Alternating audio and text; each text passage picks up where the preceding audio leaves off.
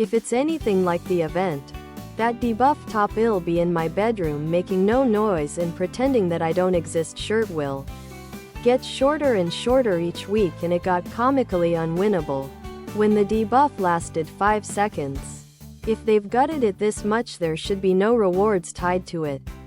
Putting in, even as recolors, any type of reward that will be limited time will mean that those of us who want it will be required to put up with this bullshit to farm up the pieces for our collections because it's the only time we can.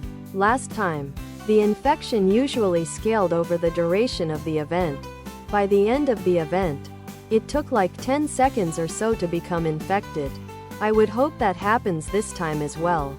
Top will be in my bedroom making no noise and pretending that I don't exist shirt. Tank top, V-neck, sweatshirt and hoodie, V-neck, tank top, sweatshirt, hoodie. So I did some PTR testing of this event in its early. Top will be in my bedroom making no noise and pretending that I don't exist shirts zombie players like. I would see a 60k HP zombie. I would hit them for around a 10 to 12k hit on my screen, and their 60k HP bar would drop by like 5 to 7k.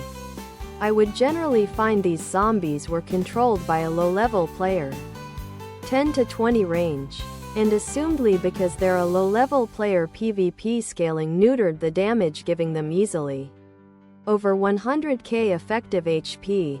Other product.